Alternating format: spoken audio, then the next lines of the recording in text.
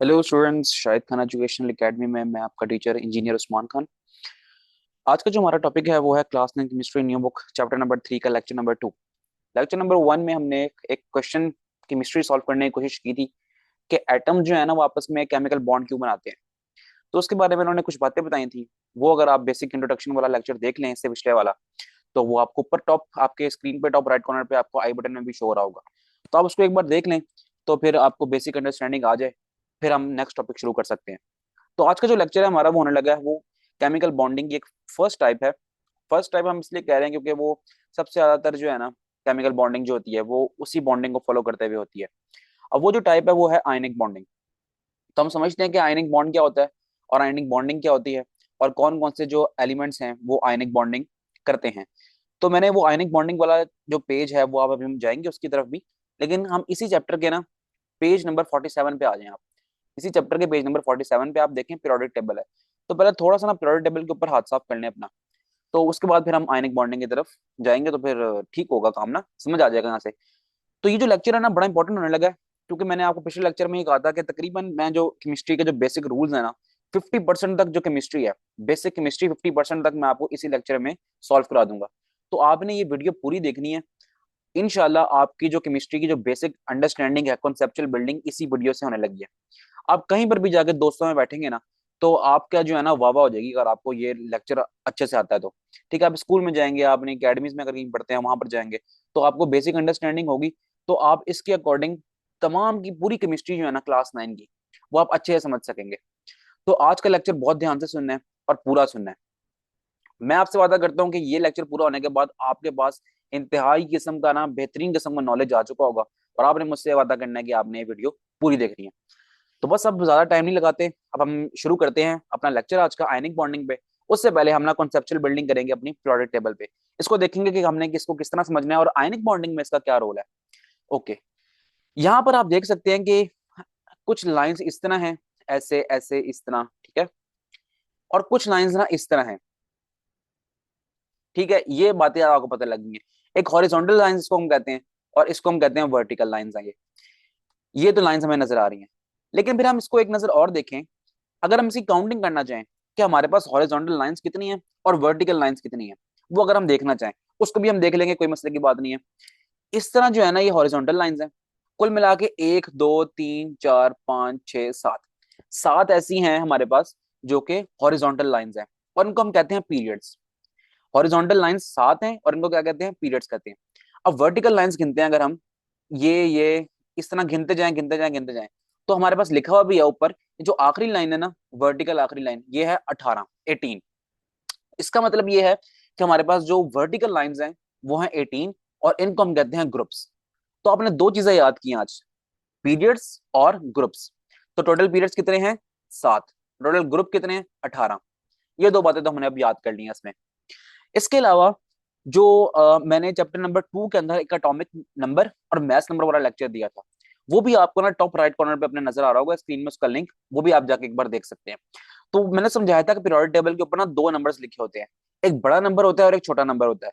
जो बड़ा नंबर होता है ना वो रिप्रेजेंट करता है एटम का मास, और जो छोटा नंबर होता है वो रिप्रेजेंट कर रहा होता है एटॉमिक नंबर। ओके, अब एटॉमिक नंबर है वो है नंबर ऑफ प्रोटॉन्स और जो मास नंबर है ना वो है प्रोटॉन्स प्लस न्यूट्रॉन्स। तो यहां तक तो आपको सब में नजर आ रहा होगा, यहाँ पर भी नजर आ रहा है, यहाँ पर भी आ रहा है, यहाँ पर भी आ रहा है, सब में नजर आ रहा होगा आपको कि दो नंबर्स लिखे हुए हैं। इन्होंने इस तरह थोड़े लिखे हुए हैं, साथ साथ करके लिखे हुए हैं, लेकिन असूलन ये इस तरह होते हैं। अगर कार्बन की बात करूं तो कार्बन जो एक नंबर ऊपर लिखा होता है और एक नंबर ना नीचे लिखा होता है, इस तरह लिखे होते हैं। लेकिन पीरियोडिक टेबल इन्होंने इस तरह बनाया हुआ है, साथ साथ करके लिखे हुए हैं, तो कोई भी ऐसी मसले की बात नहीं है। बस आपने गौर करना, दो नंबर होंगे, एक छोटा होगा एक बड़ा होगा। छोटा नंबर होता है एटॉमिक नंबर जो कि रिप्रेजेंट करता है नंबर ऑफ प्रोटॉन्स, और जो बड़ा नंबर होता है वो होता है मास नंबर जो कि रिप्रेजेंट करता है प्रोटॉन्स प्लस न्यूट्रॉन्स। ये वाली बात भी हमारी क्लियर हो गई।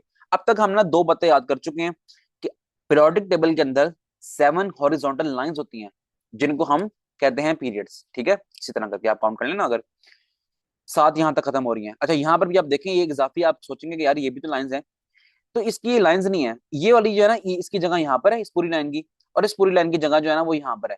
तो वो ये छठे और सातवें पीरियड के अंदर ही इसको हम कंसीडर करते हैं। इसके पीछे क्या कहानी है वो अभी हम आने वाले लेक्चर्स में ना मजीद देख लेंगे कि ये अलग से क्यों लिखे गए हैं। ठीक है, अभी के लिए हमें ये हमारे लिए आयनिक बॉन्डिंग समझने के लिए ये इतने इंपॉर्टेंट नहीं है। ओके, इस लेक्चर में हम ये भी कर रहे हैं कि हम पीरियोडिक टेबल के ऊपर भी अपनी ग्रिप स्ट्रॉन्ग कर रहे हैं। हमें पीरियोडिक टेबल जब लिखा हुआ कहीं पर नजर आए ना, तो हमें सब कॉन्सेप्ट पता होंगे पीरियोडिक टेबल एक्चुअली है क्या। ठीक है, तो अब हम चलते हैं दोबारा अपनी बात पर। जो हम कर रहे थे, हमने कहा था कि यार इसके अंदर, पूरे पीरियोडिक टेबल के अंदर टोटल हॉरिजॉन्टल लाइंस जो है ना वो है 7। इनको हम कहते हैं पीरियड्स। और टोटल वर्टिकल लाइंस जो है ना वो कितनी है हमारे पास, वो है 18। ठीक है, वो यहाँ पर लिखा हुआ भी है, ये लिखा हुआ है। ठीक है, 18 यहाँ से गिनते जाए तो ये 18 है। इसको हम कहते हैं ग्रुप्स। यहाँ तो हो गई है बात क्लियर। अब यहाँ पर एक चीज और अब हमें देखने वाली है कि ये जो है ना, दिस वन, ये है ग्रुप 1। और यहाँ पर अगर हम बात करें, ये है ग्रुप 17। और ये जो आखिरी ग्रुप है ना, जो 18 जिसकी हम बात करें सबसे आखिरी, ये होती है नोबल गैसेस।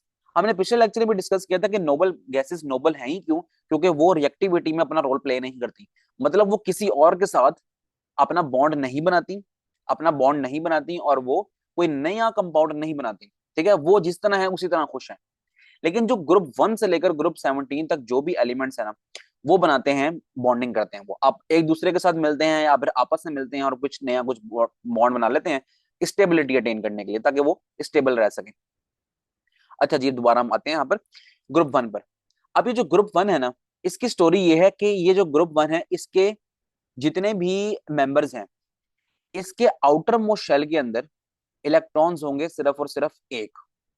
ठीक है, मैंने बात की है कि हमारे पास शेल्स का कॉन्सेप्ट अगर आपको नहीं है, तो बोहर एटॉमिक मॉडल वाली मैंने एक वीडियो बनाई है, वो भी आपको टॉप राइट कॉर्नर पे आई बटन में शो हो रही होगी। आप एक बार उसको भी सुन के आ जाएं, ताकि आपको शेल्स का कॉन्सेप्ट आ जाए। बल्कि इससे पिछली वीडियो के अंदर भी मैंने आपको डिस्कस किया था कि शेल्स किस तरह बनाते हैं, और अभी आज हम दोबारा भी देखेंगे उसको।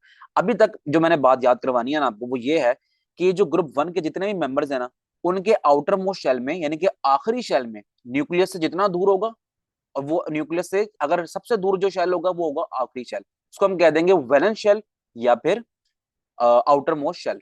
और आउटर मोस्ट और वैलेंस शेल के अंदर जो इलेक्ट्रॉन्स होंगे उनको कह देंगे आउटर मोस्ट इलेक्ट्रॉन या फिर वैलेंस इलेक्ट्रॉन्स। तो उनके वैलेंस शेल के अंदर ना, यानी कि आउटर मोस्ट शेल के अंदर एक इलेक्ट्रॉन होगा ग्रुप 1 वालों में। ठीक है, अगर हम ग्रुप 2 की बात करें, तो इसके आउटर मोस्ट जो शेल होंगे, उसमें जो इलेक्ट्रॉन्स होंगे वो कितने होंगे, वो 2 होंगे। ग्रुप 2 के जितने भी मेंबर हैं सब में, अगर हम इनको छोड़ दें फॉर टाइमिंग, अभी हम 2 मिनट, अभी इस पे भी आएंगे हम, लेकिन आयनिक बॉन्डिंग वाले केस में हम यहाँ पर नहीं आएंगे, लेकिन आने वाले दिनों में हम इस पे भी बात करेंगे। इसको छोड़ के हम डायरेक्ट यहाँ पर आ जाए 13 के अंदर। 13 है ना, तो आपने 13 का 3 देखना है। 13 का जब आप 3 देख लेंगे, तो आप कहेंगे यार इसके जितने भी मेंबर्स हैं ना, उन सब के आउटर मोस्ट शेल के अंदर 3 इलेक्ट्रॉन्स होने लगे हैं। इसी तरह अगर हम 14 की बात करें, तो 14 का आपने देख लेना है 4। इनके जितने भी मेंबर्स हैं, उनके आउटर मोस्ट शेल के अंदर 4 इलेक्ट्रॉन्स होंगे। सिमिलरली 15 में हम बात करेंगे, उसका नंबर देखेंगे हम 5। हम कहेंगे इसके जितने भी मेंबर्स हैं ना, जितने भी एलिमेंट्स हैं, उन सब के आउटर मोस्ट शेल के अंदर 5 इलेक्ट्रॉन्स होने लगे हैं। और ये जो ग्रुप है वो है 16। तो हम 16 का 6 देख लेंगे और कहेंगे इसके जितने भी मेंबर्स हैं ना, उसके आउटर मोस्ट शेल के अंदर 6 इलेक्ट्रॉन्स होने हैं। और इसी तरह 17 वाले की बात करें, तो हम कहेंगे कि इसके जितने भी मेंबर्स हैं, उसके आउटर मोस्ट शेल के अंदर 7 इलेक्ट्रॉन्स होंगे। जहां तक उम्मीद करता हूं आपको बात समझ आ गई होगी। अगर हम 18 वाले की बात करें, 18 वाले का 8 देखेंगे, तो हम कहेंगे कि आउटर मोस्ट शेल के अंदर इसके 8 इलेक्ट्रॉन्स हैं। 8 इलेक्ट्रॉन्स हैं। और ऑक्टेट रूल के अकॉर्डिंग, हीलियम को निकाल के, ठीक है, हीलियम को निकालिए, हीलियम के आउटर मोस्ट में 2 होते हैं। ऑक्टेट रूल के अकॉर्डिंग ये जितने भी इसके मेंबर्स हैं ना नोबेल गैसेस वाले, उनका ऑक्टेट यानी कि उनका outer most shell completely filled है, और उनको मजीद इलेक्ट्रॉन्स की जरूरत है ही नहीं, इसलिए वो बॉन्डिंग भी नहीं करते। और ये हीलियम है ना, ये बनाता है डुप्लेट रूल। तो मैंने कहा था कि हीलियम और हाइड्रोजन का एक वाहिद ये एक्सेप्शनल है जो कि डुप्लेट रूल फॉलो करते हैं, आउटर मोस्ट शेल के अंदर 2 इलेक्ट्रॉन्स लाते हैं और फिर अपने आप को स्टेबल कर लेते हैं। तो हीलियम के वैसे ही 2 होते हैं, तो हीलियम वैसे ही स्टेबल है। हाइड्रोजन के पास 1 होता है, तो हाइड्रोजन कहीं से किसी को अपना इलेक्ट्रॉन दे देता है या किसी से अपना इलेक्ट्रॉन ले लेता है, फिर जाके वो भी स्टेबल हो जाता है। तो उम्मीद करता हूँ यहाँ तक जो बातें हैं ना आपको समझ आ गई होंगी, याद हो गई होंगी। नहीं याद हुई तो एक बार दोबारा वीडियो को पीछे कर लेना और फिर दोबारा देख लें, समझ आ जाएंगी मजीद। तो हमारी जो पहली जो बात थी यहाँ पर कि इलेक्ट्रॉन्स, हमने आइडिया लगाना है कि किसमें कौन कौन से कितने कितने इलेक्ट्रॉन्स हैं, वो तो हम लगा चुके हैं आइडिया उसमें। ठीक है, अब यहाँ पर एक बात मैं आपको पीरियोडिक टेबल में लास्ट बात करने लगूँ, उसके बाद फिर मैं जाऊंगा ऊपर आयनिक बॉन्ड वाले टॉपिक के अंदर। यहाँ पर आप सिर्फ देख लें, हम ना जो मिसाल एग्जाम्पल्स लेंगे ना, वो लेंगे यहाँ पर ग्रुप 1 का एक मेंबर है, इसका नाम है Na, और इसको हम कहते हैं सोडियम। और ग्रुप 17 का मेंबर है ये Cl। ठीक है, सोडियम, और इसको कह देंगे हम Cl को क्लोराइड। तो सोडियम क्लोरीन है, लेकिन जब बॉन्ड बनेगा तो क्लोराइड बोलेंगे। तो क्लोरीन वैसे इसका नाम है, जिस तरह इसका नाम सोडियम, इसका नाम है क्लोरीन। लेकिन जब बॉन्ड बना देंगे हम सोडियम का और क्लोरीन का, तो फिर ये सोडियम क्लोराइड बन जाएगा। ठीक है, ओके। कंफ्यूज नहीं होना, आप क्लोरीन बोलें क्लोराइड बोलें, अभी के लिए फिलहाल कोई मसले की बात नहीं है। आप बोल सकते हैं, सो क्लोराइड बोलें क्लोरीन बोलें, जो आपका दिल करे बोलें इसको, नहीं नाराज होगा ये आपसे। अच्छा जी, ये जो Na और Cl है ना, इनको हम एक मिसाल एग्जाम्पल के तौर पे लेंगे। और आपने सिर्फ एक बात याद रखनी है कि Na कौन सा ग्रुप का मेंबर है, ग्रुप 1 के मेंबर है। और ये बात भी याद रखनी है कि ग्रुप 1 का जो मेंबर होगा, उसके आउटर मोस्ट शेल के अंदर कितने होंगे, एक इलेक्ट्रॉन होगा, सिर्फ एक इलेक्ट्रॉन होगा। ठीक है, ग्रुप 17 का मेंबर है Cl, और Cl के आउटर मोस्ट शेल में कितने इलेक्ट्रॉन्स होंगे, 17 का सिर्फ हम 7 देखेंगे। 17 का हम 7 देखेंगे, फिर हम कहेंगे यार इसके आउटर मोस्ट शेल के अंदर 7 इलेक्ट्रॉन्स हैं। यहां तक बात याद रहेगी अभी के लिए। फिर हमने ये पीरियोडिक टेबल में दोबारा नहीं आना, बल्कि हमने चला जाना है आयनिक बॉन्ड की तरफ। तो अब इन्हें सिर्फ याद रखना है कि सोडियम वो ग्रुप 1 का मेंबर है, तो इसके आउटर मोस्ट शेल में एक इलेक्ट्रॉन होगा। और क्लोरीन ग्रुप 17 का मेंबर है, और उसके आउटर मोस्ट शेल के अंदर 7 इलेक्ट्रॉन्स होंगे। ठीक है, ये बात याद रख लेते हैं हमने, क्योंकि हमारा काम है ना वो आउटर मोस्ट शेल के इलेक्ट्रॉन से ही है। बॉन्डिंग जो करते हैं ना कोई भी एलिमेंट, वो आउटर मोस्ट शेल के इलेक्ट्रॉन से ही करते हैं। आउटर मोस्ट शेल के अंदर जो इलेक्ट्रॉन्स है उनसे ही बॉन्डिंग होती है। इनर शेल के अंदर जो इलेक्ट्रॉन्स है ना, उनसे बॉन्डिंग नहीं होती। तो सोडियम और क्लोराइन हम याद रखेंगे, और याद रखेंगे सोडियम ग्रुप 1 का है और Cl ग्रुप 17 का मेंबर है। ओके, सोडियम का जो एटॉमिक नंबर होता है वो होता है 11, और Cl का जो एटॉमिक नंबर होगा वो होगा Cl 17। ठीक है, ये देखें आप अगर गौर करें ना थोड़ा सा इस पे, हम ये लिखा हुआ भी है इसके ऊपर, ये देख लें यहाँ पर 17। इसी तरह यहाँ पर अगर हम आए सोडियम की तरफ, तो यहाँ 11 लिखा हुआ भी है। ठीक है, तो याद कर ही लेंगे आप याद।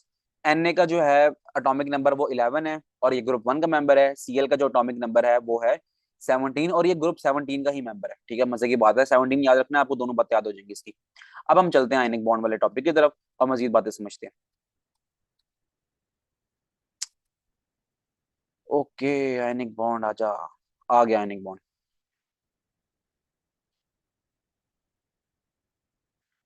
यहाँ पर मैं बुक की वर्डिंग रीड करने से पहले ना कुछ आपकी मजीद, जिस तरह प्रोडक्ट टेबल में मैंने आपको बातें याद करवाई थी ना, यहाँ पर मजीद कुछ बातें आपको सिखाना चाहता हूँ। तो पहले हम उनको सीख लेते हैं, उसके बाद फिर हम इनको पढ़ भी लेंगे मजीद, यहाँ से मजीद जो उन्होंने लिखा है ना उसको भी सीख लेंगे। मैंने बात की थी कि जो सोडियम हमारे पास है ना Na, वो ग्रुप 1 का, वो आपने याद रख लेना है। लेकिन सोडियम का जो एटॉमिक नंबर है ना वो है 11। अब हम ना सोडियम के 11 इलेक्ट्रॉन्स को ना डिस्ट्रीब्यूट करेंगे in different shells. Electron distribute किससे करते हैं डिफरेंट शेल्स के अंदर, वो अब हम सीखेंगे। और शेल्स वाला कॉन्सेप्ट हम बोहर एटॉमिक मॉडल में वैसे ही लेके आ चुके हैं। ये सोडियम है Na। हमने बोहर एटॉमिक मॉडल वाले कॉन्सेप्ट में समझा था कि जो हमारे पास पहला शेल होता है उसके अंदर इलेक्ट्रॉन्स कितने आ सकते हैं, उसके अंदर 2 इलेक्ट्रॉन्स आ सकते हैं। ठीक है, वो हमने निकाला था ना 2n² से, 2n²। अगर पहले की बात करें तो n की जगह हम 1 पुट कर देंगे, तो आंसर हमारा आ जाएगा 2। 2 इलेक्ट्रॉन्स किसमें, पहले शेल के अंदर। ठीक है, इसी तरह अगर हमने दूसरे शेल में निकालने हैं, तो हम यहाँ पर क्या पुट कर देंगे, 2n² के अंदर n की वैल्यू 2, तो 2 का स्क्वायर 4, 4 2 8, 8 इलेक्ट्रॉन्स हो जाएंगे हमारे पास। ठीक है, तो हम इसको ये भी कह सकते हैं कि हमारे पास जो दूसरा शेल है, तो उसके अंदर 8 इलेक्ट्रॉन्स आ सकते हैं, इससे ज्यादा नहीं आ सकते। इससे कम हो तो ठीक है चलेगा, लेकिन इससे ज्यादा नहीं आ सकते, ये हद है। अगर हम तीसरे की बात करेंगे तो फिर हम क्या पुट कर देंगे, n की जगह 3, तो 3 का स्क्वायर 9, 9 2 18। हम कह सकते हैं कि तीसरे शेल के अंदर हमारे पास 18 इलेक्ट्रॉन्स आ सकते हैं। तो अभी के लिए आपको याद हो जाएगी बात, पहले में 2, दूसरे शेल के अंदर 8, और तीसरे में 18 आ सकते हैं। तो मैं इसको यहाँ से रेज कर रहा हूँ। ठीक है, आपने नोट डाउन कर लेना अपनी कॉपी में इसको। वैसे भी अगर आपने बोहर एटॉमिक मॉडल वाला आपने लेक्चर लिया हुआ है, तो आपको ये बातें याद हो चुकी होंगी पहले से। बहरहाल हम बात करते हैं 11 इलेक्ट्रॉन्स है Na के पास, तो हमने डिफरेंट शेल्स के अंदर Na के कितने शेल्स बनेंगे वो आइडिया लगाएंगे यहाँ से हम। किसकी बेस पर, इसके एटॉमिक नंबर की बेस पर। हम कहते हैं कि अगर Na के ने पहले शेल की बात हो, ये ऑर्बिटल का कॉन्सेप्ट भी दिया था मैंने आपको, ये SPD ये कहाँ से आया वो भी हम देख लेते हैं। Na के पहले शेल के अंदर जो है ना 2 इलेक्ट्रॉन्स आ सकते हैं, तो उसका सब शेल होता है S, तो इसके अंदर भी 2 आ सकते हैं। ठीक है, 2 यहाँ पर आ गए। अब हम बार 2 हद होती है, इससे ज्यादा नहीं आ सकते पहले में। अब दूसरे में कितने, 8 आ सकते हैं, तो हम 8 को डिस्ट्रीब्यूट करते हैं 2s के, S में 2 आते हैं तो हम सिर्फ 2 ही देंगे उसको। और P के अंदर कितने आते हैं, 6 आते हैं, तो हम इसको कह देंगे कि P की जो हद है वो है 6 इलेक्ट्रॉन्स मैक्सिमम की। ये भी बात हम बोहर एटॉमिक मॉडल में करके आ चुके थे कि S में कितने आते हैं, P में कितने आते हैं। लेकिन अगर आपको याद नहीं है तो आप सिर्फ यहाँ से याद कर लें, S के अंदर 2 आ सकते हैं, ठीक है, और P के अंदर 6 इलेक्ट्रॉन्स आ सकते हैं। और जो पहला हमारे पास जो 2n की जगह जब हम 1 पुट करेंगे तो यानी कि पहला हमारे पास जो शेल होगा उसके अंदर सिर्फ और सिर्फ s होता है, और दूसरे शेल के अंदर s भी होता है और p भी होता है। ठीक है, ये बात याद हो जाएगी, अब उम्मीद करता हूँ। अच्छा जी, दूसरे के अंदर अभी अभी हम बात करके आ चुके हैं 2n² वाले फॉर्मूले से कि दूसरे शेल के अंदर 8 इलेक्ट्रॉन्स आने हैं। तो देखिए आप, ये 2 इलेक्ट्रॉन्स ये और 6 ये, 8 पूरे नहीं हो गए इसके? हाँ 8 पूरे हो गए। अब बारी आएगी दूसरे से हटके तीसरे की बारी आएगी। अब दूसरे से हटके तीसरे की बारी आएगी, लेकिन हम गिन लेते हैं, 11 में से हमने दो इसको दिए, दो दो 4 और 6, 10 हो गए। अब हमारे पास तीसरे शेल के अंदर आ तो 18 सकते हैं, लेकिन हम तीसरे का सब शेल लेंगे, कौन सा? एस वाला, एस। फिर अगले वाले की बारी आती है एस पी। जब तीसरे वाले की बारी आएगी तो फिर हम कहेंगे एस पी डी। चौथे की बारी आएगी फिर हम कहेंगे एस पी डी एफ। ठीक है, तरतीब से लेकर चलेंगे सबको। तो तीसरे शेल का जो पहला सब शेल है जिसको हम एस कह रहे हैं, उसके अंदर कितने आ सकते हैं? आ तो एस में दो आ सकते हैं, लेकिन हमारे पास दो है ही नहीं। 10 हमने यहाँ डिस्ट्रीब्यूट कर दिए, 11 थे तो हम सिर्फ एक दे सकते हैं इसको। तो हम कहेंगे इसका जो शेल, इसका जो एक स्ट्रक्चर होगा वो किस तरह बनेगा? सोडियम का अगर एटम स्ट्रक्चर बना रहे हैं हम, सिंपल, एक न्यूक्लियस, पहला शेल, इससे पहला शेल निकाला मैंने, ये 2 2 है ना, इसमें निकालूंगा दूसरा शेल, दूसरा शेल, और ये 3 से मैं निकाल दूंगा इसका तीसरा शेल। ओके। और पहले शेल के अंदर कितने इलेक्ट्रॉन्स है? 2 इलेक्ट्रॉन्स, कहीं पर भी बना दें आप। दूसरे के अंदर कितने हैं? 2 और 6, 8। तो मैं दूसरे भी बनाता हूँ यहाँ पर, 1 2 3 4 5 6 7 और 8। ये थोड़ी सी गलती हो गई, इसको आपने बस इग्नोर करना है। हाय मेरा वो ही मिट गया। चल मिट जा भाई। चलो ये जो है ना नाराज हो गया हमसे, चलो मिट गया, चलो शुक्र है। ओके, अगर तो ये सही बन गया तो अच्छी बात है। पहले के अंदर 2 इलेक्ट्रॉन्स आ गए, ठीक है, अगले में आ गए 1 2 3 4 5 6 7 और 8। 8 आ गए, कहाँ से हैं? दो ये और 6 ये, 8 हो गए दूसरे में। अब बारी है तीसरे की, बारी है। तो तीसरे में कितने इलेक्ट्रॉन्स आएंगे? तीसरे के पास आप कहेंगे कि यार एक ही इलेक्ट्रॉन है, तो हम तीसरे में सिर्फ एक ही इलेक्ट्रॉन को लगाएंगे यहाँ पर। तो ये हमारे पास टोटल कॉन्सेप्ट हो गया, सोडियम के एटम का स्ट्रक्चर हो गया। और हम कहेंगे कि सोडियम का जो आउटर मोस्ट शेल में ना वो एक इलेक्ट्रॉन है। ओके। अब मेरी पुरानी वाली बात को याद करें, जब मैंने पीरियोडिक टेबल पढ़ा रहा था अभी आपको थोड़ी देर पहले ही, मैंने कहा था आपने याद रखना है कि सोडियम ग्रुप 1 का मेंबर है। इसका मतलब है कि सोडियम के आउटर मोस्ट शेल के अंदर एक इलेक्ट्रॉन है। तो हमने क्या वो चीज प्रूव नहीं कर दी? हमने वो चीज प्रूव कर दी। अब ये जो आउटर मोस्ट शेल का इलेक्ट्रॉन है ना, यही पार्टिसिपेट करेगा फर्दर बॉन्डिंग के अंदर। यही इलेक्ट्रॉन क्या करेगा? बॉन्डिंग। बाकी अंदर वाले इलेक्ट्रॉन से हमें कोई सरोकार नहीं है, हमने आउटर मोस्ट शेल के ही इलेक्ट्रॉन्स देखने हैं। ठीक है, तो आपको ये बातें याद हो गई हैं। तो हम क्या करते हैं, सोडियम का ग्रुप 17 वाले क्लोरीन से बॉन्ड बनाने हैं ना जिसमें हमने, तो हम उसकी बात कर लेते हैं थोड़ी सी। यहाँ थोड़ी स्पेस खाली मिल गया तो मैं यहाँ पर करूंगा। ये क्लोरीन Cl, Cl, ठीक है, इसका एटॉमिक नंबर है 17। हमने 17 इलेक्ट्रॉन को डिस्ट्रीब्यूट करना है। वही अपना शेल्स और सब शेल का कॉन्सेप्ट जेन में रखते हुए कि पहले शेल के अंदर 2 इलेक्ट्रॉन्स आ सकते हैं, दूसरे में कितने आ सकते हैं? 8 आ सकते हैं, और तीसरे में कितने आ सकते हैं? 18 आ सकते हैं। और पहले शेल के अंदर सब शेल कितना होता है? एस होता है, और एस के अंदर दो आते हैं। दूसरे शेल के अंदर सब शेल्स कौन से होते हैं? एस और पी होते हैं, एस में दो और पी में 6। तीसरे सब शेल के अंदर क्या होता है? एस पी और डी, एस में दो, पी में 6 और डी में, अभी हम डी की बात नहीं करते क्योंकि डी की यहाँ पर जरूरत पड़नी नहीं है। ठीक है, तो जो डी में कितने आने हैं, फिर एफ में कितने आने हैं, वो आपने 10 आने हैं डी में, और एफ में 14 आने हैं। ये सारी बातें हम बोर एटॉमिक मॉडल वाले लेक्चर में कर चुके हैं, तो एक बार जाकर उसको समझ लिएगा प्लीज। फिर आपको ये क्लियर हो जाएगा, ये कि फिर भी यहाँ मैं समझाने की कोशिश कर रहा हूँ आपको। ओके जी, Cl के 17 इलेक्ट्रॉन्स हमने डिफरेंट शेल्स के अंदर इनको ना डिवाइड करना है। अब कैसे करेंगे? हम कहेंगे पहले शेल की बारी आ गई 1s2, फिर दूसरे की, पहले में जगह खत्म हो गई, फिर दूसरे की बारी आ गई 2s2, दूसरे के एस में जगह खत्म हो गई, पी की बारी आ जाएगी, तो पी में 6 आ सकते हैं, 2p6। ठीक है, फिर तीसरे की बारी आ गई 3s2, और फिर 3p। अब 3 में p कितने लगाएंगे, p में कितने इलेक्ट्रॉन्स देंगे वो देखने हैं। दो, दो दो 4 और 6 10, और ये 11 12। ठीक है, 12 हो गए हैं, 17 में से 12 ये हो गए हैं। तो 12 ये हो गए, बचे कितने? 5 बचे। तो p में 6 आ सकते हैं, लेकिन हमारे पास बचे ही 5 है, तो हम 5 लगा देंगे। अब देखना है, अब गौर क्या करना है। हमने हमने बात की थी कि बॉन्डिंग में पार्टिसिपेट कौन करेगा? आउटर मोस्ट शेल करेगा। ठीक है, आउटर मोस्ट शेल के जो इलेक्ट्रॉन्स हैं वो पार्टिसिपेट करेंगे। यहाँ पर अगर हम मैं इसका एटॉमिक स्ट्रक्चर बनाना चाहूँ, मैं न्यूक्लियस बनाऊंगा, पहला शेल बनाऊंगा, दूसरा शेल बनाऊंगा। ठीक है, पहला बनाऊंगा, दूसरा बनाऊंगा, मुझे यहाँ से नजर आ रहा है। और भाई ये 3 से मैं पता लग रहा है कि तीसरा शेल भी बना दूंगा मैं इसका। ये मैंने इसके 3 शेल्स बना दिए। पहले को कितने इलेक्ट्रॉन्स देने हैं? पहले को देने हैं जी दो, दो दे दिए। दूसरे को कितने देने हैं? 2 और 6 8 देने हैं, उसको दे देते हैं 1 2 3 4 5 6 7 और 8। ठीक है, तीसरे के पास कितने हैं? 2 और ये 5, 7 हैं। एक दो तीन चार पाँच छः सात, सात पूरे हो गए। इसका स्ट्रक्चर जो होगा ना वो इस तरह का होगा। आउटर मोस्ट शेल में कितने इलेक्ट्रॉन्स हुए? 7 इलेक्ट्रॉन्स हुए। अब मेरी वही पीरियोडिक टेबल वाली बात याद करनी है। हमने कहा था कि हम क्लोरीन जो कि ग्रुप 17 का मेंबर है और उसका एटॉमिक नंबर भी 17 है, ग्रुप 17 का मेंबर है, इसका मतलब ये है कि उसके आउटर मोस्ट शेल के अंदर 7 इलेक्ट्रॉन्स होंगे और वही 7 इलेक्ट्रॉन्स जो है ना बॉन्डिंग में पार्टिसिपेट करेंगे। तो क्या हमने इस तरीके के अकॉर्डिंग, जिसको हम इलेक्ट्रॉनिक कॉन्फ़िगरेशन कहते हैं, इसके अकॉर्डिंग ये बात प्रूव कर दी? हाँ कर दी हमने ये बात प्रूव कि आखिरी आउटर मोस्ट शेल के अंदर 7 इलेक्ट्रॉन्स होने हैं और वो हमने बात प्रूव कर दिया यहाँ पर। ओके, अब आपको याद हो गया कि क्लोरीन का जो आउटर मोस्ट शेल है ना, अब हम जो भी बात करेंगे ना आगे, सिर्फ और सिर्फ ये आउटर मोस्ट शेल बनाएंगे। इनर शेल से हमारा कोई सरोकार नहीं है, हम उसको बनाएंगे ही नहीं। ठीक है, आउटर मोस्ट शेल ने जिन्होंने बॉन्डिंग करनी है सोडियम का भी और क्लोरीन का भी। सोडियम का आउटर मोस्ट शेल में कितने? 1 इलेक्ट्रॉन। क्लोरीन का आउटर मोस्ट शेल में कितने? 7 इलेक्ट्रॉन्स। एक और 7 को मिलाएंगे, टोटल कितने बन जाएंगे? 8 बन जाएंगे और ऑक्टेट रूल फॉलो हो जाएगा, जिसको हम कह देंगे कि ये इन्होंने अब स्टेबल कंपाउंड बना लिया।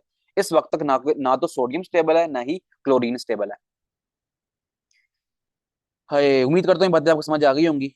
तो फिर हम इनकी थोड़ी सी बुक में लिखा हुआ है वो बातें भी हम रीड कर लेंगे और मजीद बातें भी समझते जाएंगे। ये बेसिक कॉन्सेप्ट्स थे। यही केमिस्ट्री का मैक्सिमम हिस्सा जो है ना, बेसिक केमिस्ट्री का जो क्लास 9 की हद तक है, 50% केमिस्ट्री ये आज ही कवर हो गई है तकरीबन आपकी।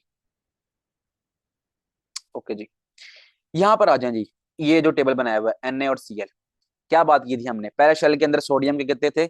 2 इलेक्ट्रॉन्स थे। दूसरे शेल में कितने थे? 8 थे। तीसरे में कितना है? 1 है। क्या जो हमने बातें अभी प्रूफ की हैं, वीडियो को रिवाइंड करके देख लें, जो बातें हमने प्रूफ की हैं, जो शेल्स में से के इलेक्ट्रॉन्स जो हमने डिवाइड किए थे, क्या वो यही बुक वाले हैं? आपका जवाब होगा बिल्कुल यही बुक वाले हैं। इन्होंने जस्ट लिखा हुआ है, लेकिन हमने इनको इलेक्ट्रॉनिक कॉन्फ़िगरेशन की टेक्निक के थ्रू इनको हमने प्रूफ भी किया है अभी अभी। ओके, क्लोरीन की बात करें अगर हम, तो पहले शेल के अंदर 2 इलेक्ट्रॉन्स, दूसरे के अंदर 8 इलेक्ट्रॉन्स, अभी ऐसे ही करके आए नीचे हम, और तीसरे शेल के अंदर 7 इलेक्ट्रॉन्स। ये 1 और 7 जो है ना, एक सोडियम का और 7 जो है क्लोरीन के, यही है जो फर्दर बॉन्डिंग में पार्टिसिपेट करने लगे हैं। और इन्हीं से बॉन्डिंग बनेगा और इस बॉन्ड बनेगा और उस बॉन्ड को हम कहेंगे कि ये है आयनिक बॉन्ड। और इससे जो हमारे पास प्रोडक्ट मिलेगी हमें, जो कि Na और Cl होगी, उसको हम कह देंगे ये है आयनिक कंपाउंड। तो यहाँ तक बात क्लियर। अब हम रीड करते हैं इस आयनिक बॉन्ड को। तो आयनिक बॉन्ड तकरीबन आपको यहीं पर क्लियर करा चुका हूं मैं, ठीक है, लेकिन मजीद जो इन्होंने बातें लिखी हैं उनको भी समझ लेते हैं। स्टार्ट करते हैं। This chemical bond is form as a result of tendency of an atom to lose or gain electron और electrons to acquire the electronic configuration of the nearest noble gas because this is the most stable electronic structure. 3 लाइनें पढ़ ली हमने, ठीक है, काफी तो समझ आ गई होंगी बात आपको। ये जो मैंने यहाँ इन्होंने लफ्ज लिखा है इलेक्ट्रॉनिक कॉन्फ़िगरेशन, वो अभी अभी हमने की थी, ठीक है। पहले को कितने दे रहे हैं, दूसरे को कितने दे रहे हैं, तीसरे को कितने दे रहे हैं इलेक्ट्रॉन्स, ये सब बातें अभी अभी हमने करके आए हैं, प्रूफ करके आए हैं इसको हम, ठीक है। तो इलेक्ट्रॉनिक कॉन्फ़िगरेशन के थ्रू हम ये प्रूफ करेंगे, ये बताएंगे कि कौन सा एलिमेंट कितने इलेक्ट्रॉन्स लूज करेगा और कौन सा एलिमेंट कितने इलेक्ट्रॉन एक्सेप्ट करेगा। कल वाले लेक्चर में, इससे पिछले वाले लेक्चर में मैंने ये बात क्लियर की थी कि जिसके पास इलेक्ट्रॉन्स कम होंगे हमेशा वही लूज करेगा, और जिसके पास इलेक्ट्रॉन ज्यादा होंगे वो क्या करेगा? वो एक्सेप्ट करेगा वो इलेक्ट्रॉन को। Na के पास 1 इलेक्ट्रॉन है, Cl के पास 7 इलेक्ट्रॉन्स है।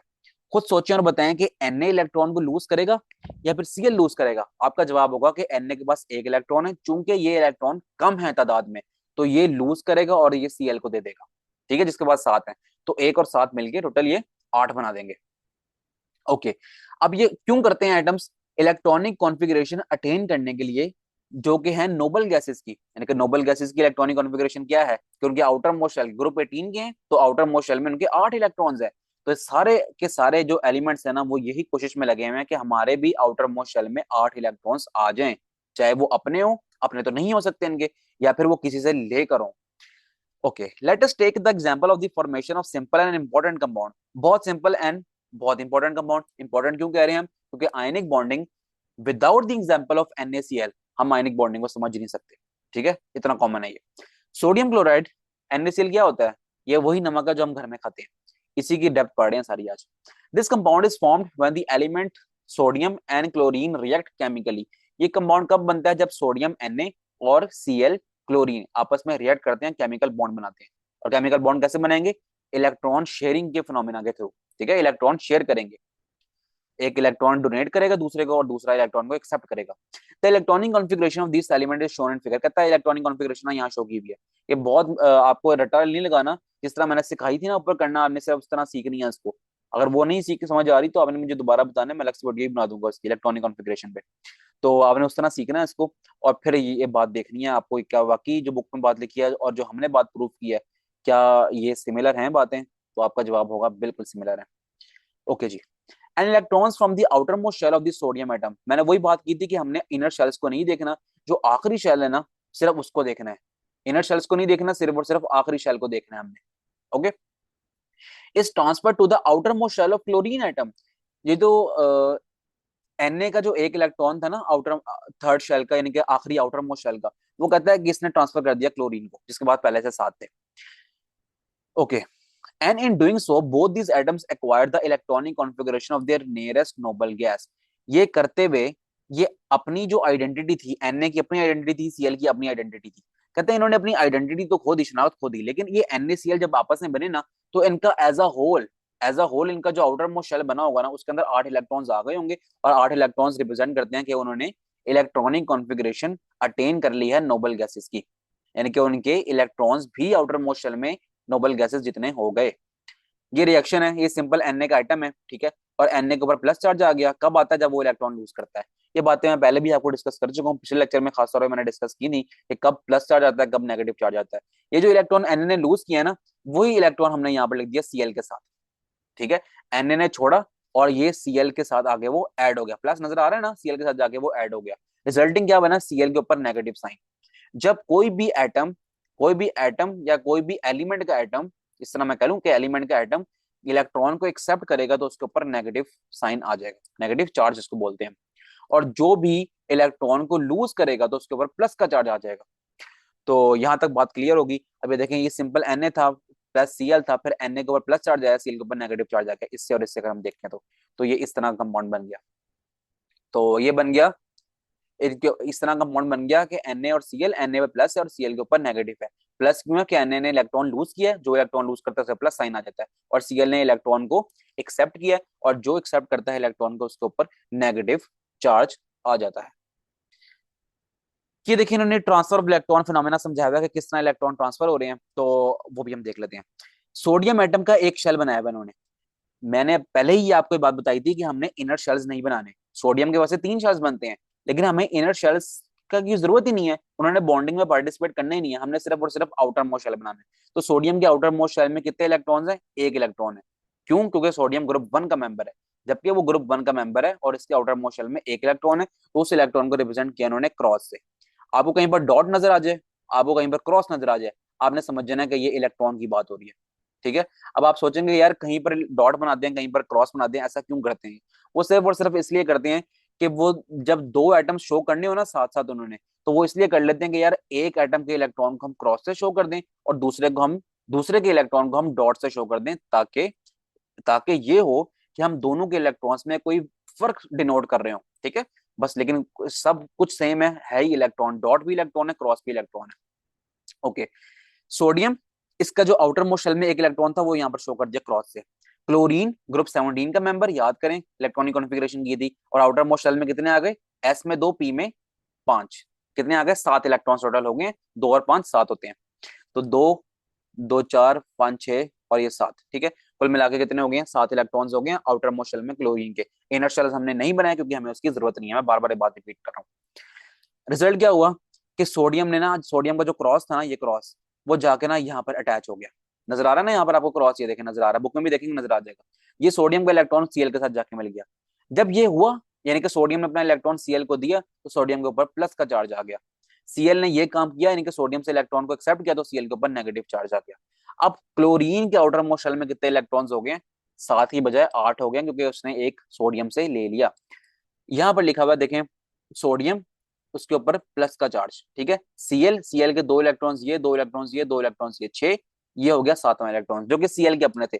और यहाँ पर एक बना हुआ क्रॉस जो कि था किसका, सोडियम का। तो NaCl को एज अ होल अगर हम पढ़ेंगे तो NaCl फिर इस तरह लिखा जाएगा कि Na प्लस वाला और Cl नेगेटिव वाला, और जो 8 इलेक्ट्रॉन्स थे वो यहाँ पर डिनोट कर दिए, 7 डॉट से किया और एक क्रॉस से किया। डॉट से क्यों किया, क्योंकि डॉट वाले जो इलेक्ट्रॉन्स थे वो Cl के थे और क्रॉस वाला जो इलेक्ट्रॉन था वो Na का था। आपने ये इसको इस तरह नहीं समझना कभी भी कि ना डॉट अगर जिसके ऊपर है तो वो Cl का इलेक्ट्रॉन होगा, ऐसा नहीं है। ये सिर्फ और सिर्फ हम चाहें तो Cl के इलेक्ट्रॉन जो डॉट से रिप्रेजेंट है ना, इनको भी हम क्रॉस से रिप्रेजेंट कर सकते हैं, और जो सोडियम का क्रॉस है उसको हम डॉट से कर सकते हैं, कोई मसले की बात ही नहीं है। सिर्फ दो एलिमेंट्स के इलेक्ट्रॉन्स में फर्क करने के लिए ना एक को डॉट बना देते हैं और एक को क्रॉस बना देते हैं। तो उम्मीद करता हूं यहां तक तो बातें आपको समझ आ गई होंगी। Similarly, sodium also react with fluorine and bromine to give sodium fluoride and sodium bromide। बिल्कुल सिंपल सी बात है, जैसे ना सोडियम अगर ग्रुप 17 के एक मेंबर क्लोरीन से रिएक्ट कर सकता है, तो ग्रुप 17 का ये फ्लोरीन भी मेंबर है और ब्रोमीन भी मेंबर है, तो इनसे भी उसी तरह बॉन्डिंग बना सकता है जिस तरह उसने क्लोरीन के साथ बनाई थी सोडियम ने। ठीक है, Na ने जिस तरह Cl के साथ बनाई थी उसी तरह Na F के साथ भी बना सकता है और ये Na Br के साथ भी बना सकता है। ठीक है, तो कोई मसले की बात नहीं है। सिमिलर सेम वही प्रोसेस होगा जिस तरह NaCl में हुआ था उसी तरह NaF में होगा और NaBr में होगा, कोई मसले की बात नहीं है इसमें। ठीक है, it should be noted that an electron और electrons which take part in a chemical reaction come only from the outer most shell. वही बात जो मैं बार बार रिपीट कर रहा हूँ, आपने ये चीज को नोट करना है कि जो इलेक्ट्रॉन्स जिन्होंने बॉन्डिंग में पार्टिसिपेट किया है वो कौन से इलेक्ट्रॉन्स हैं, वो हैं आउटर मोस्ट शेल के, यानी कि आखिरी शेल के। और इनर शेल से हमें कोई गर्ज नहीं है, इसलिए तो हमने ऊपर रिएक्शन जो बनाए थे उसमें सिर्फ आखिरी शेल्स देखे थे। यहाँ देखें आपने आखिरी शेल देखा है सिर्फ सोडियम का, तीन शेल है, सिर्फ आपने एक देखा है। यहाँ पर भी तीन शेल है लेकिन आपने सिर्फ एक देखा है जो कि आउटर मोस्ट है। Sodium chloride formed as a result of chemical reactions mentioned on the previous page, जो कि हम रिएक्शंस करके आ चुके हैं, कंटेन द पॉजिटिवली चार्ज। तो कहता है कि सोडियम क्लोराइड जब ये बॉन्ड बना है तो सोडियम के ऊपर प्लस का चार्ज आ गया क्योंकि उसने इलेक्ट्रॉन लूज किया है, और Cl के ऊपर नेगेटिव चार्ज आ गया क्योंकि उसने इलेक्ट्रॉन को एक्सेप्ट किया है। These oppositely charge ions are held together by electrostatic force of attraction. तो ये दोनों जो आपस में मिले हैं ना, जिन्होंने अपने अपने इलेक्ट्रॉन्स को मिलाया है, तो ये Na और Cl आपस में मिले हैं, तो किस कौन सी फोर्स ने इनको जोड़े रखा है, उस फोर्स को हम कहते हैं इलेक्ट्रोस्टैटिक फोर्स ऑफ अट्रैक्शन। ठीक है, the chemical bond thus formed is called ionic और एन इलेक्ट्रोवैलेंट बॉन्ड। तो जो केमिकल बॉन्ड यहाँ पर फॉर्म्ड हुआ Na और Cl का, कि एक ने इलेक्ट्रॉन डोनेट किया और अगले ने इलेक्ट्रॉन को एक्सेप्ट किया, तो इस तरह के बॉन्ड को हम कहते हैं आयनिक या फिर electrovalent bond. And the compounds having such bond, और जो कंपाउंड इस तरह की बॉन्डिंग से बनेंगे उनको हम कह देंगे आयनिक कंपाउंड। तो हम सिंपल कह सकते हैं कि आयनिक बॉन्डिंग से बने हुए कंपाउंड्स को हम कहेंगे आयनिक कंपाउंड्स। और कंपाउंड्स तो आप पढ़ के आ चुके हैं चैप्टर नंबर 1 में कि कंपाउंड्स क्या होते हैं। कंपाउंड्स क्या होते हैं, compounds are the combination of two or more then two elements.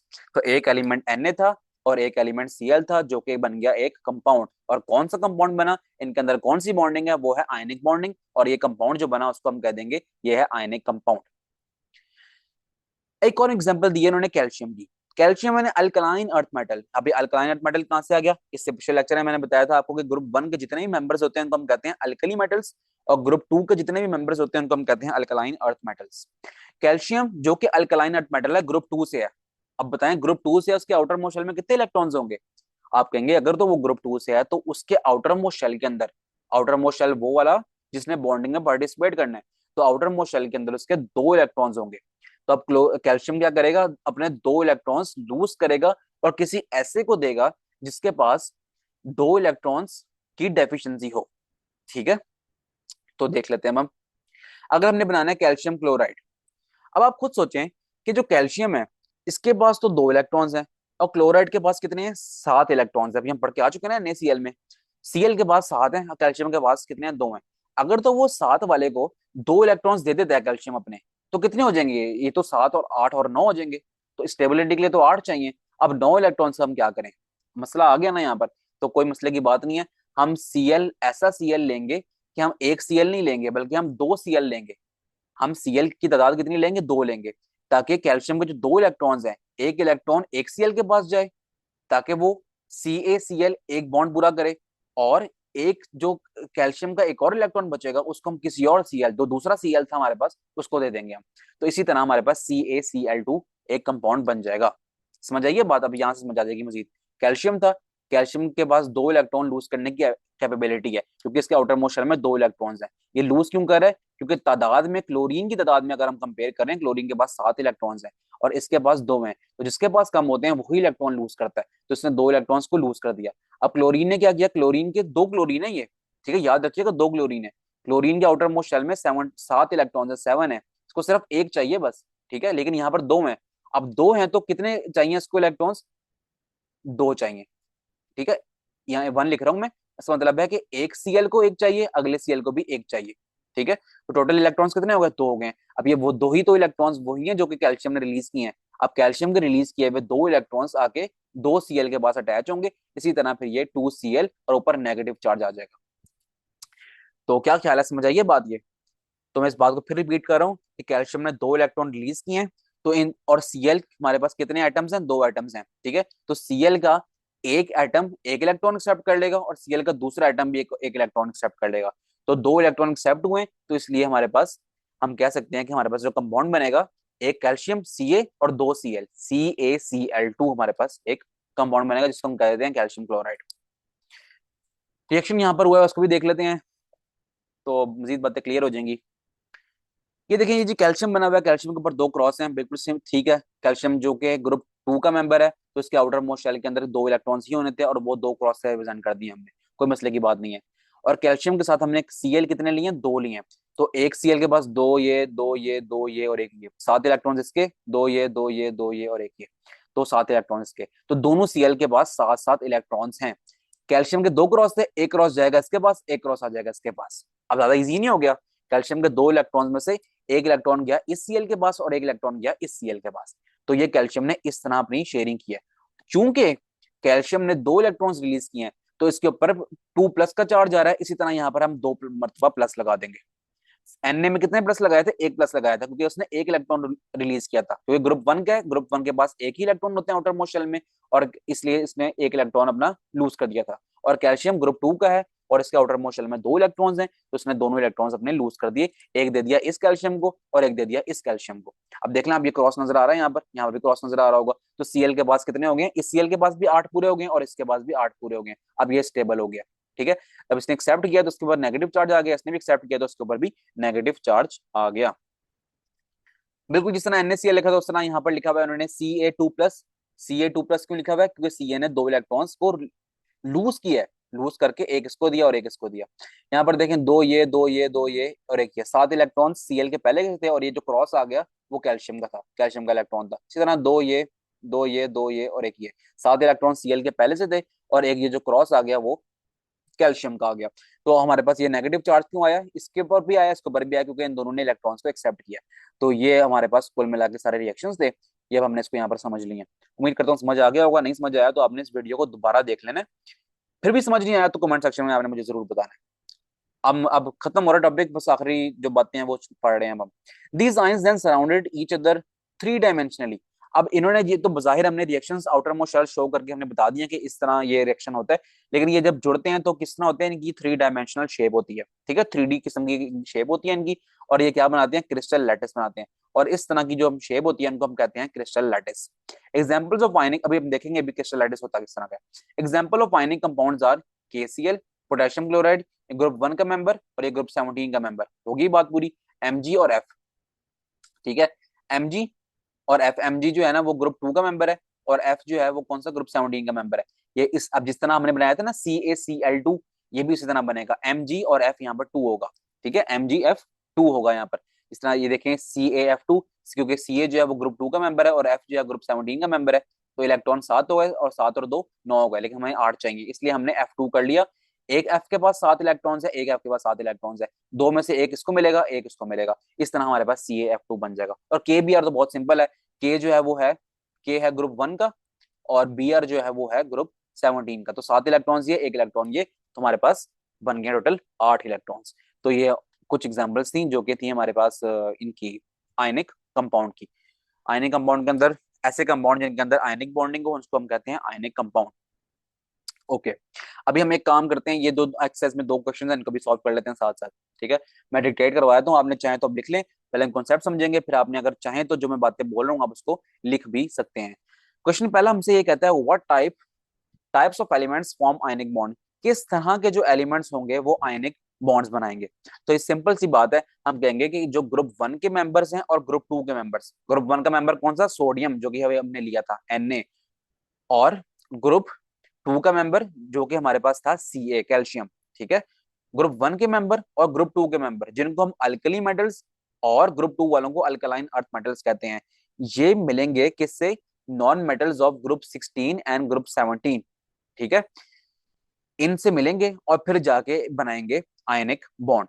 तो अब थोड़ा सा इसको प्रॉपर करके लिख लें अगर लिखना चाहते हैं तो, कि metals from group 1 and group 2, लिख लें अगर मैं डिक्टेट करवा रहा हूँ तो, metals from group 1 and group 2 they lose electrons to form a positive ion. ठीक है, वो इलेक्ट्रॉन को लूज करेंगे और उनके ऊपर आ जाएगा पॉजिटिव चार्ज। एग्जाम्पल्स है सोडियम जो कि ग्रुप 1 का है और कैल्शियम जो कि ग्रुप 2 का है, अभी हम पढ़ के आ चुके हैं। अच्छा जी, आगे लिखिए अब आप एक पॉइंट बनाए, non metals from group 16 and 17 they gain electrons to form negative ions. वो इलेक्ट्रॉन्स को गेन करते हैं यानी कि एक्सेप्ट करते हैं और फिर उनके ऊपर आ जाता है नेगेटिव चार्ज। ठीक है, जैसे कि एग्जांपल है क्लोरीन की, और ग्रुप 16 का एक मेंबर होता है, उसका नाम है ऑक्सीजन। तो हम ऑक्सीजन का भी बॉन्ड बना सकते हैं, बिल्कुल सिंपल है, जिस तरह हमने बाकी बनाया वो ऑक्सीजन के साथ भी बन जाएगा। तो कोई ऐसी बात नहीं है, देख लेना अगर आप, ग्रुप 2 का मेंबर है Mg। ठीक है, 2 इलेक्ट्रॉन्स के पास से, ऑक्सीजन ग्रुप 16 का, तो कितने इलेक्ट्रॉन्स हुए, 6 इलेक्ट्रॉन्स हुए। तो ये MgO बन गया, बन गया ना आराम से आयनिक बॉन्ड। 2 इलेक्ट्रॉन्स इसने दिए हैं और 6 इलेक्ट्रॉन्स कैसे, तो 2 और 6 8 बन गए। तो हम इसको इस तरह लिख सकते हैं। अब एग्जाम्पल की हेडिंग बनाइएगा और एग्जाम्पल जो आपने NaCl की पढ़ी है वो एग्जाम्पल आप यहाँ पर लिख सकते हैं। तो ये क्वेश्चन नंबर 1 हमारा पूरा हो गया। अब क्वेश्चन नंबर 2 की बात करते हैं हम, कि व्हाट आर दी कंडीशंस, ऐसी क्या कंडीशंस होंगी for an ionic bond to be form, ionic bond के लिए कि वो बन जाए। आयनिक बॉन्ड बनने के लिए क्या कंडीशंस होंगी वो हमने समझनी है। तो कुछ आप बुलेट्स बना के पॉइंट्स लिख लें कि एक एलिमेंट हो, one element must lose electron. ठीक है, एक एलिमेंट जैसे कि ग्रुप 1 वाला है या ग्रुप 2 वाले हैं, वो इलेक्ट्रॉन को जरूर रिलीज करें। One element must lose an electron and other element must gain an electron. ठीक है, जैसे कि ग्रुप 16 और 17 वाले। तो एक तीसरा पॉइंट बनाएं आप, कि stable electronic configuration, they should have stable electronic configuration. तो एक चौथा पॉइंट भी आप बना सकते हैं कि they should have strong electrostatic force of attraction, जिन्होंने इनको आपस में जोड़े रखना है। तो उम्मीद करता हूँ ये आपने क्वेश्चंस के आंसर लिख लिए होंगे। तो अब हम चलते हैं आगे। आगे हमसे ये बस सिर्फ ये बता रहा है कि जो हमने बात की थी ना कि क्रिस्टल लैटिस कैसे देखते हैं, वो क्रिस्टल लैटिस यहाँ पर दिखाए हुए। ये NaCl का क्रिस्टल लैटिस है। ये है थोड़ा सा, अगर रिफाइंड फॉर्म में हम देखें, ब्लैक वाले Na और जो व्हाइट वाले हैं वो Cl है। Na के पास एक इलेक्ट्रॉन था ना, तो आप सिर्फ, अच्छा इलेक्ट्रॉन्स को अभी हम नहीं देखते क्योंकि यहाँ पर ना क्रिस्टल लैटिस अरेंजमेंट थोड़ी सी डिफरेंट होती है। इनका स्ट्रक्चर ना FCC होता है, फेस सेंटर क्यूब।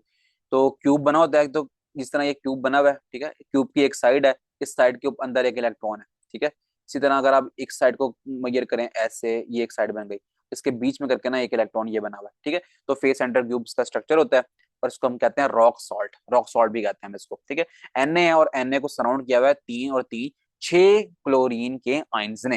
ये इस तरह स्ट्रक्चर होता है इसका। ठीक है, ज्यादा डेप्थ में जाने की जरूरत नहीं है, काफी डिटेल कॉन्सेप्ट है इसका भी, इन क्लास 9 की हद तक हम सिर्फ देखेंगे इसको, और बनाने की भी हमें इसको जरूरत नहीं है। इस तरह क्रिस्टल लैटिस ऑफ CaCl2 है, वो भी यहाँ पर इन्होंने बनाया हुआ है। तो इसको भी हम एक नजर सिर्फ देख सकते हैं, जस्ट देखना है आपने इसको, कोई बनाने की जरूरत नहीं है इसको, कोई समझने की जरूरत नहीं है, क्योंकि ये टॉपिक ना हायर क्लासेस का है, क्लास 9 के लिए ये नहीं है। सिर्फ हमने सिर्फ देखना है कि क्रिस्टल लैटिस दिखता कैसे है। Okay, an ionic bond is therefore a bond which is formed by the complete transfer of electron or electrons from one atom to another। तो आयनिक बॉन्ड इस तरह का बॉन्ड हुआ जो कि इलेक्ट्रॉन्स के ट्रांसफर, इलेक्ट्रॉन ट्रांसफर होने से, ट्रांसफर मींस एक इलेक्ट्रॉन डोनेट कर रहा है और दूसरा इलेक्ट्रॉन को एक्सेप्ट कर रहा है, इस तरह आयनिक बॉन्ड बनता है एक एटम से दूसरे एटम के दरमियान में। तो ये डिटेल से लेक्चर आज हमारा खत्म हो गया।